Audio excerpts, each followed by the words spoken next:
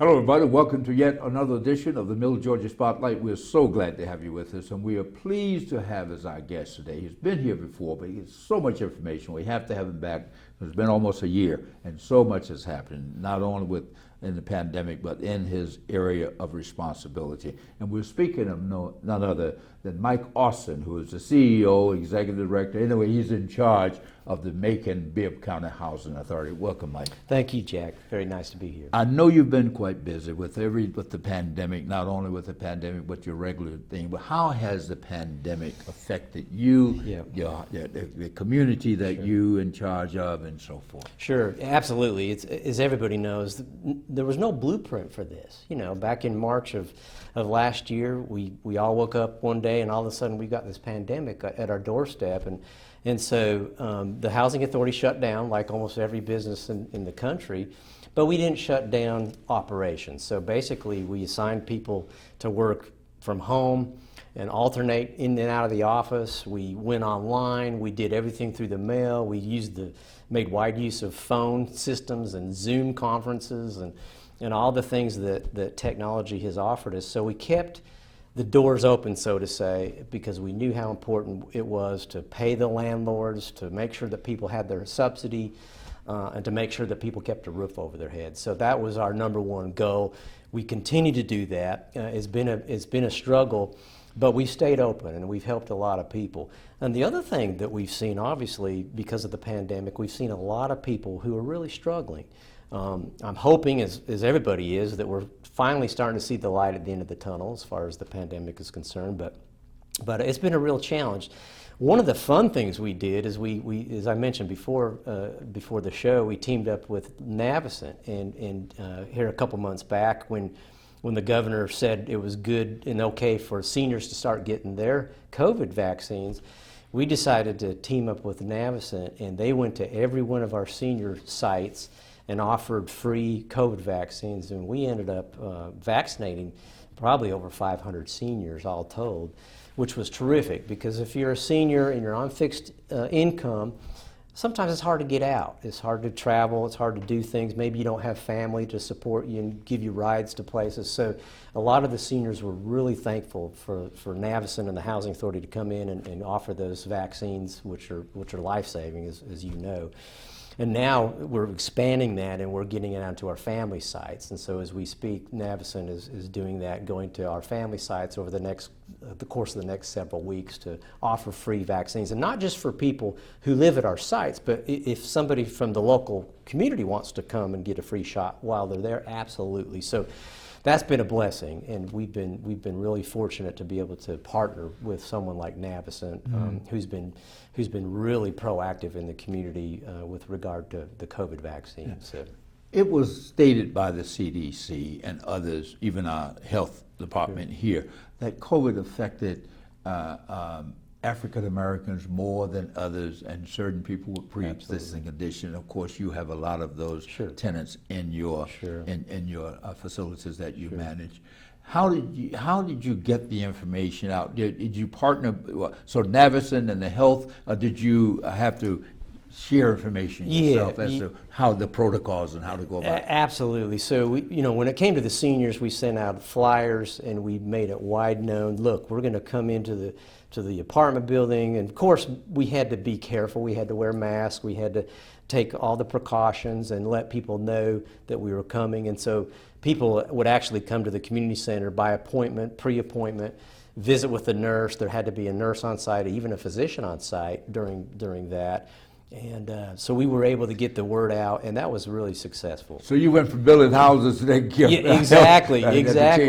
Yeah. And we feel that's important because we build, as we call it, bricks and sticks. Obviously, we build housing, we maintain it, and take good care of people. Absolutely, because as you and I have talked before, it's more than just a roof over your head.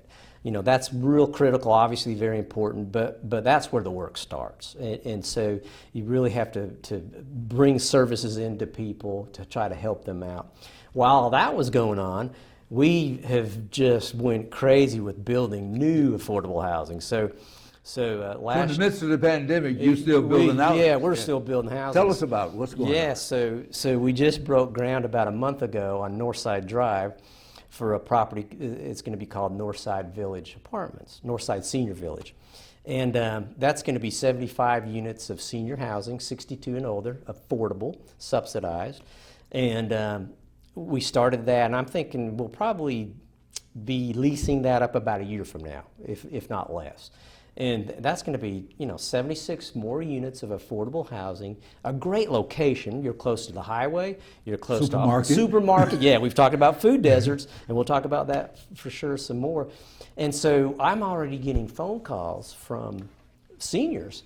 They've got the word that, hey, they're building this brand new site. I want to get on the list. And I tell people, look, as soon as you see the sign go up and you see the phone number, call that phone number. We're not quite there yet, but that's underway.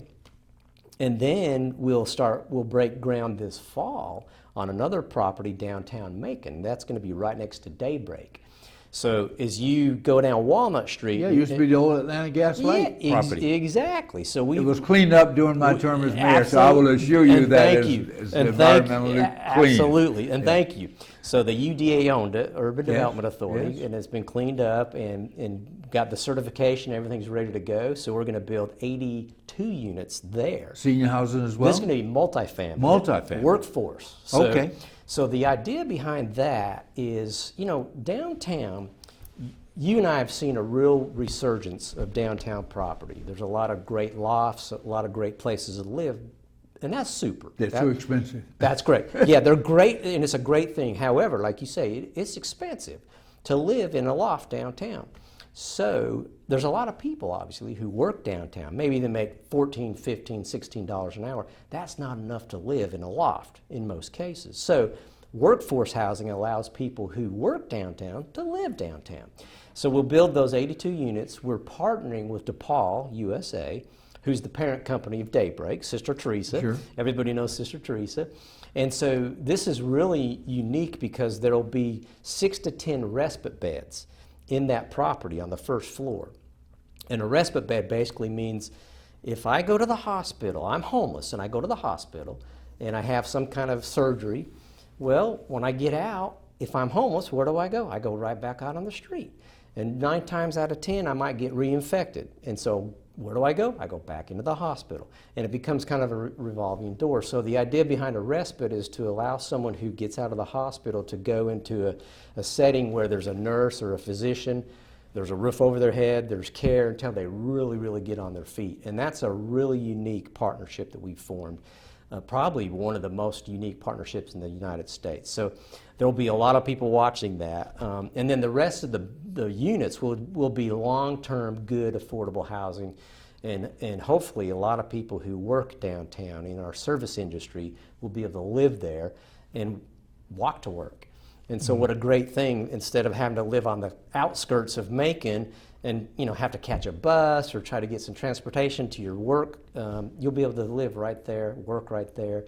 So we're really excited about that. What a great use for that piece of property. Absolutely. I am so thrilled to hear. Now, when will this come online? So we'll break ground late this year, so probably online about early 2023. It'll take about a year to build. Yeah. And we're real excited. In fact, what we really like to do, Jack, is we'd like to, that's kind of the gateway to Luther Williams Field. Yes. And we've built the that senior great park center, down the there. great park, the baseball field. There's all kinds of activities. And so what a great gateway as people come and visit Macon. They go to the baseball game, they come past this beautiful property, and we all know the great work that Daybreak does. I mean, they're such a vital piece of this community. So we're real excited to see that happen. So we've got that in the works. We just The Tyndall Field is still going on. Tyndall Fields is still people going. living there now. Absolutely. So I guess it's phases. It's phases. Yep. So we started with 4 phases.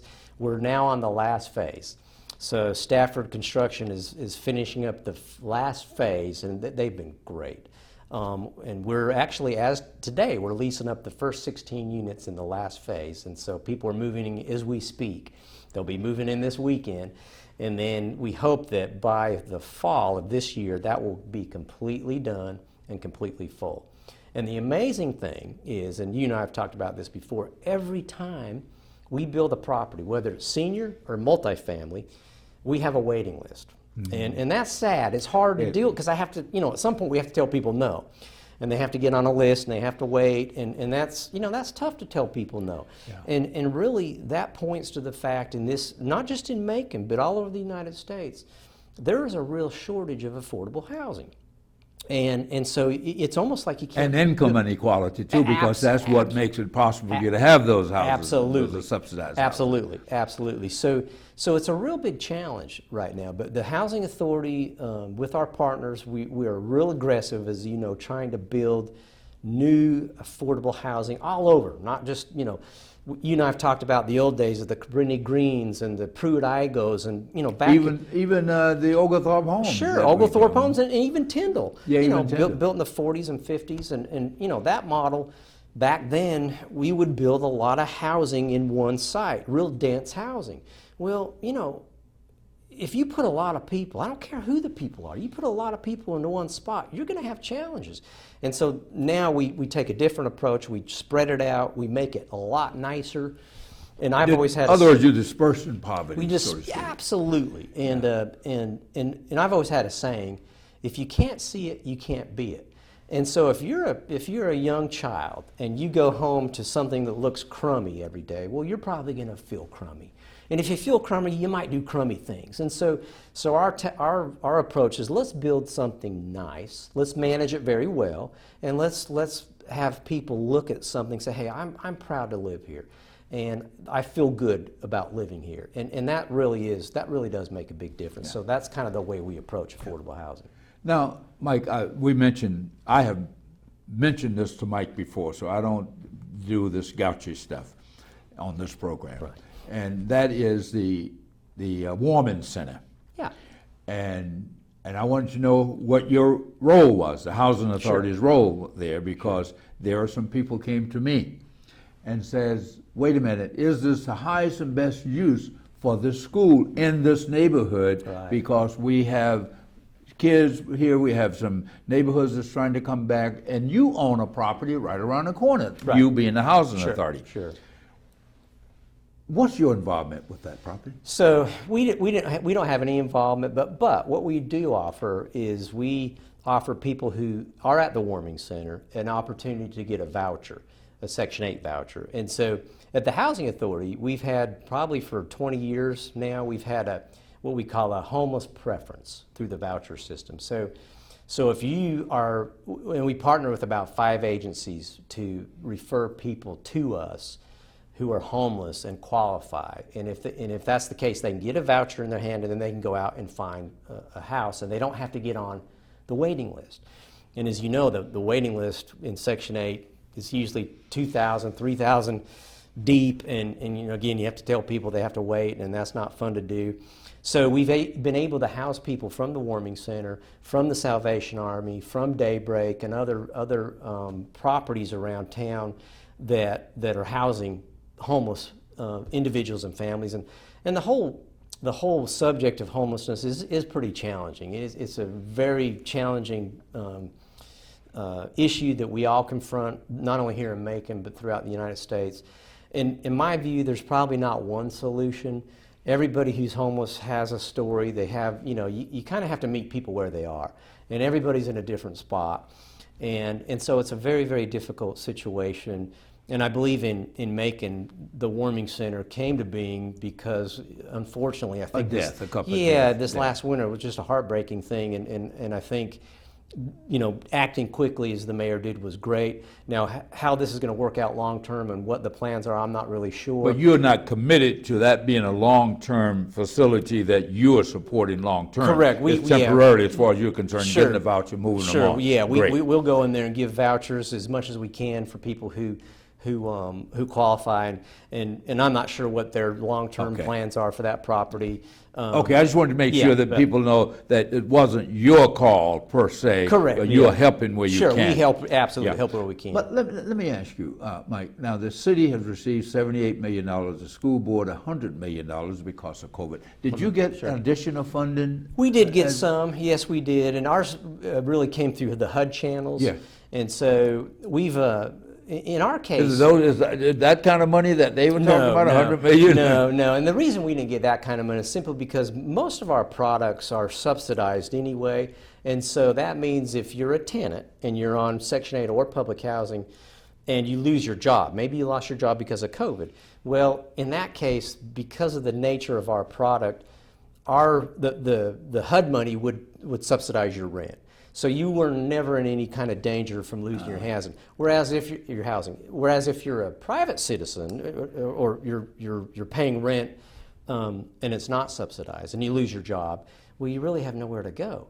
You know, the landlord could say, hey, you can't pay your rent, you're out. And that's why the CDC put the moratorium on eviction. And that was nationwide. But in our particular case, people were really not in danger of losing their housing simply because that product acts as a safety net if you lose your job, no matter what the reason. So there wasn't a whole lot of money that came down from HUD for COVID because of the simple nature of our product anyway.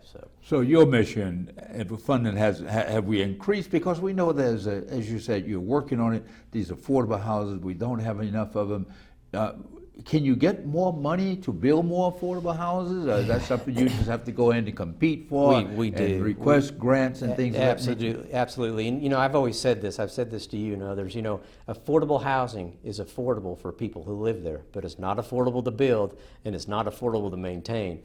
And I always share this story. Look, if in one of our housing units, if the plumbing breaks, and I call the plumber, and he or she shows up, they don't give us a break because it's affordable housing.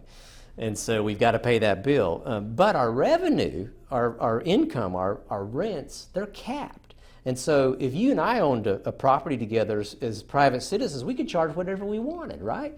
Whatever the market would bear. But in housing, your revenues are capped. Unfortunately, your expenses are not capped.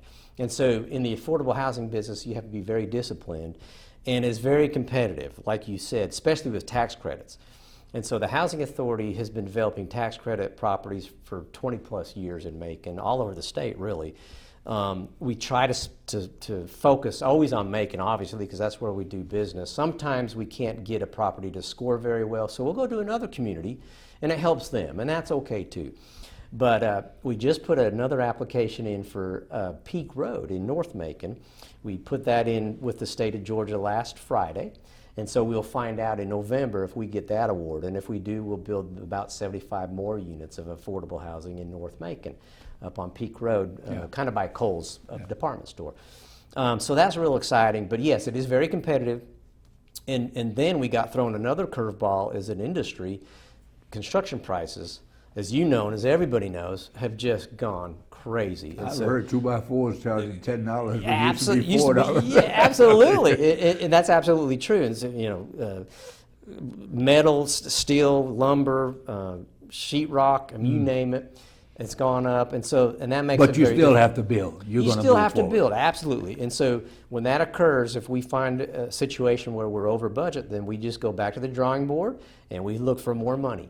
And we just keep going, and so and that's a real challenge, but that's our passion, and I wish the powers that be, HUD and others, would make it easier to build, but sometimes they make it harder, but we know how to deal with that, and we just keep moving forward. So. You know, I heard someone speaking the other day. I hear so many good things about you, Mike, but the other day about the Housing Authority, they said when you are really putting forth, you know, with this COVID, it's been a lot of things been revealed, income inequality, minorities not having this, but I understand that you have really had an aggressive minority participation program in building these units. Absolutely, absolutely. And people, and I commend you for well, that. thank you very much. And as an example, Sean Stafford has built our last two phases of Tyndall. And Sean is just a great contractor. It's not uncommon for him to go by Tyndall, and he's out there in a hard hat. It's 95 degrees. He's out there swinging the hammer. Just a terrific guy, great contractor, good businessman. And providing jobs for local people. Absolutely. I'm sure he's hiring local people. Oh, yeah, absolutely. So we're excited about that, and we try to be very aggressive and give people opportunities to better themselves, to give back to the community. And so that's real exciting. What can we do? You, well, not you per se, because we realize that we all have our lanes that we have to move down, but you have to collaborate with others. Most of your housing, of course, there's a lot of scattered housing, but most of them are located in a 2-mile radius. Along Houston Avenue, there's 2 or 3. Right off Houston Avenue, 2nd Street, you got Anthony Homes. Then you have Felton Homes right near there, and you have but yet the surrounding communities, there are food deserts, as you mentioned earlier. There's not a lot of service for your clients, for the tenants. What can we do, you and the city and others, come together to solve this problem? Food deserts and other services available. Food deserts are a big thing. All of us know that when the Kroger on Upper Pinano closed, that caused a lot of problems for a lot of people. Now I've got to travel another extra 3 or 4 miles to the pharmacy. And sometimes on a bus. On a bus, which is difficult. Takes all day. Takes all day. It could be winter and it's cold. It could be summer and it's hot. Then you've got COVID right now to deal with, and so it's very, very difficult. So in our case, we actually have a piece of property right across the street from Mercer, right in front of Tyndall, it's a commercial piece of property that the Housing Authority owns outright. And so we are willing to lease that property to a grocery store or a pharmacy. In fact, we're in talks right now with Scott's Pharmacy to come into that corner lot and build a pharmacy/grocery to help. I'm trying to get the location. Yeah, so you know where the bridge is at Mercer. So if you come right down and you turn right like you come to the Housing Authority, that nice corner lot. There used to be a store there, an old store a long time ago, So we own that. It's probably all together, that whole frontage is probably 9 acres.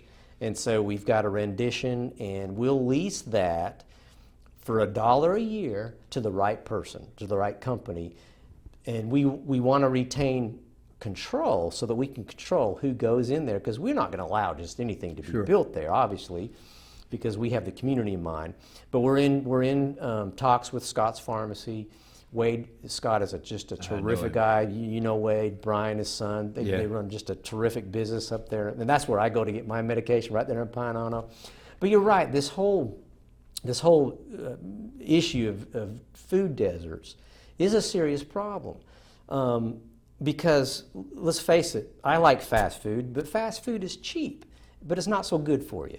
And so we need good quality grocery in areas, and I think the way we do that is we work with the county, we work with private partners, we work with public partners, and we identify a land, and then we induce people to come in, either pharmacies or grocery chains to come in, because they can make money, and there's nothing wrong with that. Make money, but yet provide some really nice services, and in this case, food and medicine for people who maybe can't get out and travel as easy as you and I can. And in this particular spot that I'm talking about, we've got Tyndall Seniors Towers, so there's 70 plus people who live there, who's 62 plus. Then we've got all the Tyndall families who live there. You've got Felton right behind us. Then you've got Mercer right here, all the students. What a great place. Oh, boy. So we're hoping that will come to fruition. But I think the model is, like you said just a minute ago, collaboration. I can't solve the problems, you can't solve the problems, but if we all come together and all of us pitch in and do our part, there's nothing really that we can't solve. We need to talk to the mayor, because you have the land. Absolutely. He has $78 million of COVID money. That's very few strings attached as to what it can be used for. So we need to get busy. Absolutely. But let's talk about some of the other things that you don't necessarily have control over, but people look to you to solve those problems, such as the Vineville Christian Tower, such as Clisby Towers, because people are in there with vouchers from you. But they think that the Housing Authority can. But explain to the people how this works, these units like. Right. So there's a lot of properties in Macon Bibb throughout the United States that are contracted through HUD. They are subsidized, and a lot of them are Section 8, but they're not owned by local housing authorities, and many times they're not even managed by local housing authorities. And back in the 80s and 90s, there was about 17,000 of those types of properties built across the United States. And in Macon, we probably have 10 or so. Vineville Christian's one of them, Clisby, and so on. And the challenge has been is those properties have aged, and you know they're hard to maintain the older they get. You've got the capped revenue that I spoke of, you've got private ownership, and so it becomes a challenge. In Vineville's case, I know that it is for sale, which is a good thing. And if the company who wants to buy that property ends up getting approval from HUD to buy it, they will come in and they'll get a tax credit on the property, and they'll put a lot of money into rehabbing that property, which would be great. But that is a challenge when you have private ownership in a subsidized setting. Sometimes private ownership doesn't have the mission mentality that, say, a public housing authority would, and so that can be challenging. When it comes to vouchers in the Section 8 program, the housing authority will inspect a unit and make sure that unit is fit to live in, and if there's problems, we do have leverage to make sure that unit is safe and of course affordable because of the voucher. But there's about 10 of those types of properties in Macon, and I've noticed right now, because interest rates are so good, I've noticed there's a lot of buyers out there who are trying to come in, buy some of those properties up, but to do that, they've got to bring a lot of money back in to fix them up, and that's a good thing. So I really think we're going to see more of that in Macon. Well, now what about, there's two other properties that I'm not concerned about, they're interested in. Sure. And that the Dempsey is one. I understand that Yep. you are now in control of the Dempsey, Yes. managing the Dempsey, Yes. own Yes. the Dempsey. Tell us what's happening That's there. real exciting. So the Dempsey, as everybody knows, 108 years old. That's an old property. So about 3 years ago, the Urban Development Authority bought it. It was owned. You remember the Barkin Company? You remember Yes, the Barkin I Company? dealt with them. Absolutely, I did too for many years. So that they were a private company out of Boston, Massachusetts, and they owned it for years and years and years. And they had a contract, and they didn't want to sell it. Well, finally, the UDA was able to make an offer to them, and they sold it. And so the exciting thing is now the UDA is a great organization. Urban Development Authority we're speaking Yep, about. Urban Development, headed up by our good Alex Morrison Yeah. and a great board. So now it's locally owned and locally managed. Before it was managed and owned by a company out of Boston. So, you know, they did okay, but they didn't live here every day. They didn't see what was going on every day. But now we have this local ownership and local management, and so, but the challenges still remain. It's still a 108-year-old property. And in fact, I met with the UDA this morning, and we're looking to HUD to help us get some more money to make some more repairs. The interesting thing about the Dempsey, it's a great location. Oh, and there's a lot of great people who live in the Dempsey. And believe it or not, we have about 100 people on that waiting list. And the reason we do is simply because it's such a great location. Yes. It's close to everything. It's downtown, and it's really the only affordable housing in downtown Macon. And you know, we'll add to that when we build Central City Apartments next to Daybreak. But yes, we do manage that, and that's really exciting because we feel like between the UDA and MHA, we have a lot more control, and we're doing a lot of things. Now, COVID kind of put a freezer on a lot of things, but as COVID passes through, I think we'll see a lot of improvements at the Dempsey, and we're excited about it. Well, Mike, I share your excitement and your enthusiasm for your work and what you're doing. If I can help in any way, not only with this TV program to share information, but to get on the ground to help in any way, because you do great work, and the need is so great. Well, thank you. We know that voucher list is long. I wanted to have time to talk about what's going on at Alex 4. We know that's coming online, but that's I guess that's a different. But we are out of time. They're telling me that our time has gone. 30 minutes goes by fast when you're having fun. Absolutely. And it's been fun to hear all of the exciting things that's happening with the Macon Housing Authority, with you at the helm. Continued success. Thank you very much. We thank you for what you're doing. Thank you, Jack. Appreciate it very much. Yeah. We've been speaking with Mike Austin. He was the CEO of the Macon Housing Authority. As you heard, a lot of great things are going on. Yes, we have some challenges. We have a lot of people in need of housing, but he is meeting people where they are and trying to, on the ground, meeting the needs as we see them here in Macon, Georgia. We want to thank you all so much for joining us. Continue to wear your mask if you haven't got vaccinated. If you haven't gotten vaccinated, go get the vaccine. It won't hurt you. I've got mine. I'm 75. I am doing just fine. Until next week, I'm your host, Jack Ellis. Goodbye. Great.